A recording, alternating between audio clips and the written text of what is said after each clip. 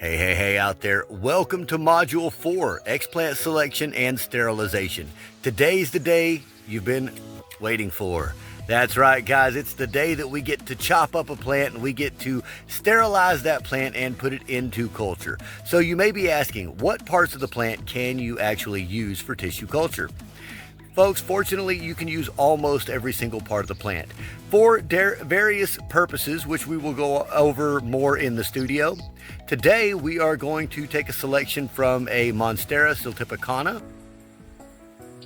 Here we've got a big, beautiful hanging basket of Monstera siltepecana.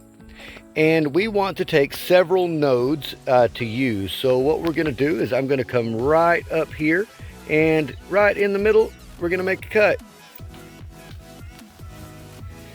Now what we ended up with here are 1, 2, 3, 4, 5, and 6 nodes all total.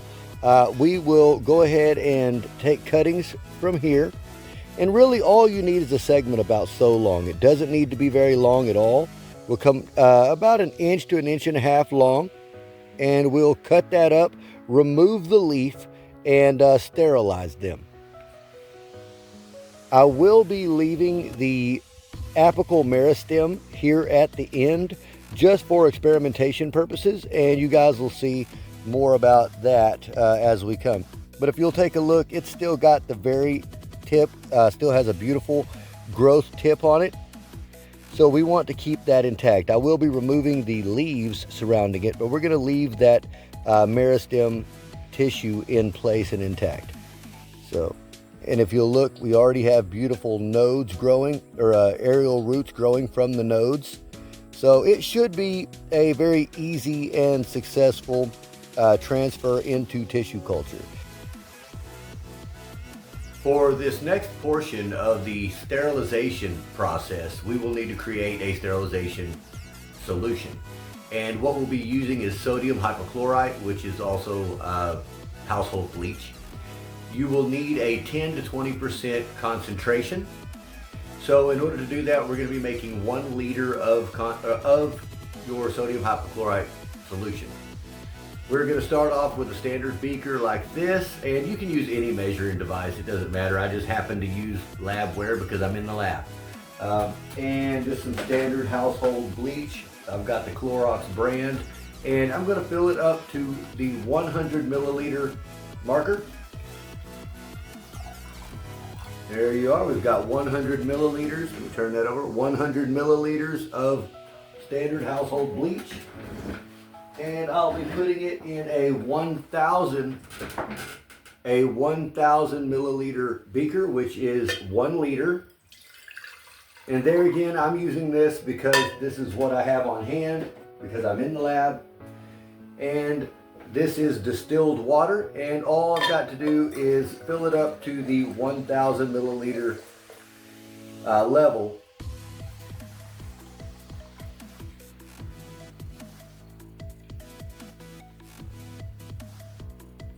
And I now have a full liter of 10% sodium hypochlorite, and I will add that to a gallon jug and use it as needed.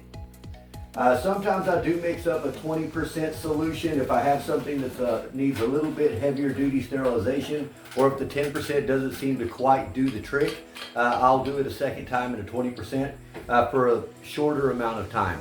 But in essence, that's all there is to making the bleach solution at a 10% is 100 milliliters of bleach and 900 milliliters of distilled water. So you've got a full 1,000 milliliters, which is a liter, of solution to use. And it doesn't take very much. I'll just use a little bit in a jar, folks.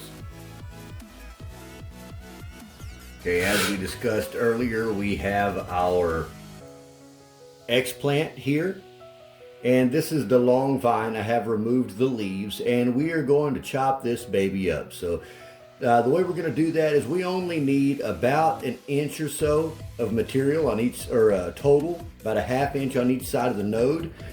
However, I am going to be keeping this entire portion of the meristem tip. So we're going to cut it here.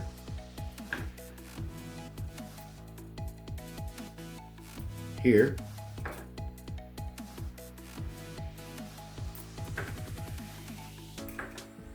We only need the node. I don't necessarily need this long portion here in between, so we're just going to cut that off and put that off to the side.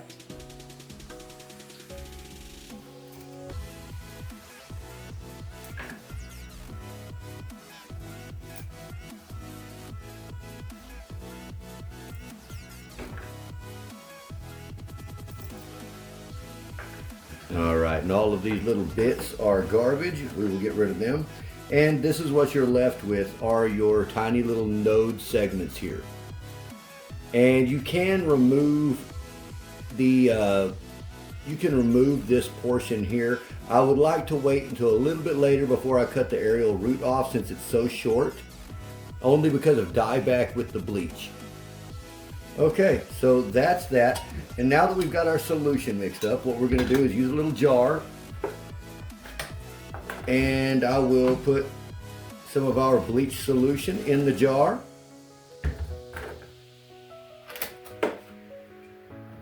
And you know what? This piece is a little long. I'm going to go ahead and get rid of that.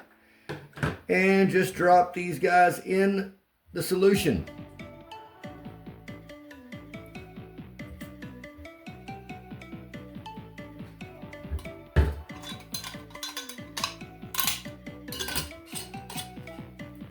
And give it a swirl. Give it a swirl. All right, we're gonna let this sit for about 10 to 15 minutes and I'll show you a close-up when it's time to take it out so that you know that it's good and sterilized. And you will want to agitate this periodically for the next probably few minutes or so. And we'll come right back to you. Okay, now we can take a closer look at our Explants, and as you can see, the cut ends of the Explant are completely white. Now this has taken about 30 minutes actually on this particular Explant to get a good amount of that white, which are sterilized and dead material is what that is. So now we know that the surface of these Explants are clean. To the point that it has started to damage the tissue along the cut edges. So now it's time to go ahead and we're going to rinse the bleach off. We're going to give it 3 water rinses. So I'm going to empty this bleach. I'm going to fill it back up with water 3 times and empty it off. And then we are going to move it into a hydrogen peroxide solution and from there into the still air box to work with. Okay, I have now rinsed the Explants 3 times with distilled water, and I will be submerging them in some hydrogen peroxide. Now this is just standard 3% hydrogen peroxide from the grocery store. Just standard hydrogen peroxide solution. And this acts as an antifungal, antibacterial, and we'll just carry it to the still air box in this solution. One thing I like to do is I've got another small container that I will fill with 91% isopropyl alcohol. Now you can use 70%, but for this particular application, I prefer to use 91%.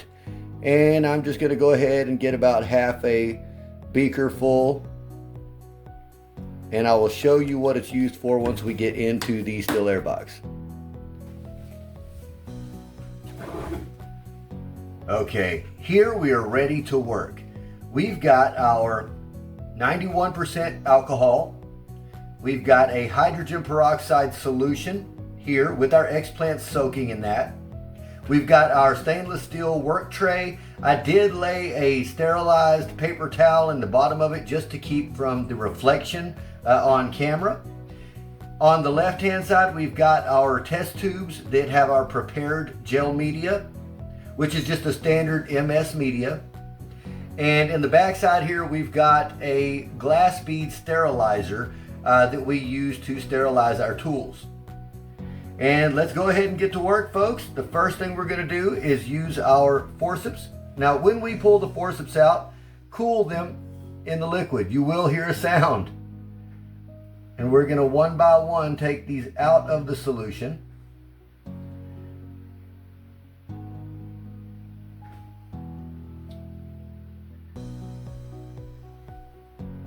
Set them on our work surface and get ready to work. Okay, now that we've done that, I'll go ahead and place it back in the sterilizer. I will move this to the right hand side, and generally we'll use it as a tool holder for when I need them. Okay, next up, well actually this is the time where I change hands. Now one thing to keep in mind is we never put our hands over the work surface. We never reach across the work surface. We can come to this side of it and change hands, but we definitely don't want to do it over that work surface. Next up, we'll grab our scissors, and there again, I'll cool the scissors. I don't know if you could hear that sizzle.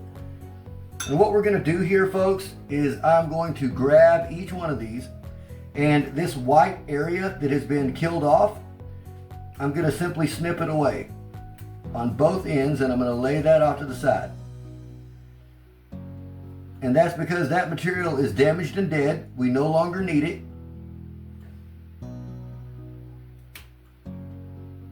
That's another reason that I leave some of that material a little bit longer, because you don't want the dieback from the bleach to kill off your working node. Now everything inside the plant is completely sterile. It's never been exposed to any outside element before. And now we can go ahead and snip off, come here. We can go ahead and snip off these little aerial roots as well, because they're no longer needed. And this is a fairly quick process, guys. And I will go ahead and let's see if I can remove that as much as possible. And I'm going to leave this little leaf tip here. Now it did sustain a little damage here, but we're going to leave that anyway. I think we're going to be just fine with that. There we go. We've got all of our stuff taken care of. We've got all of our ends cut. And as you can see, I'm going to put these off to the side. 1, 2. Now, one thing I do want to do is pay attention to the direction. So down will be to the left, up will be to the right. And you can see that this new growth points up. So that's how we're going to face these, each one of them. And just go ahead and clean up our work area just a little bit. There we go. Now the reason that we face them in a direction is because when we go into the media, you really want that to be as fast as possible. The name of the game, once you have cut these ends and open your media, is speed. So now I'm going to dip my forceps in the 91% alcohol. I'm going to set these down for just a moment. Start with my left hand side. Now with one hand, I'm going to use my hand to do that right there. Do it with one hand. I'm going to grab the end of it. I'm going to dip it into the alcohol to kill off anything that may be there and place it right square into the gel. Set it back down and cover that up. Put it off to the left hand side. There again, we never crossed any kind of work surface. Here we are. We try to do this all with one hand. We dip it into the alcohol solution, down into that gel media. Put our lid on.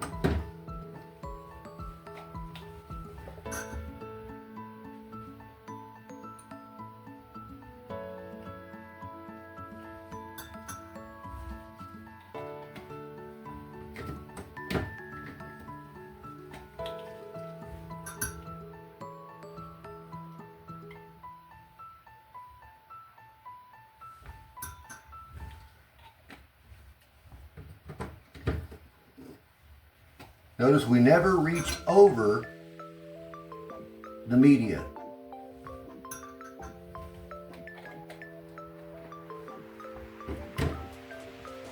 Down to our last one here.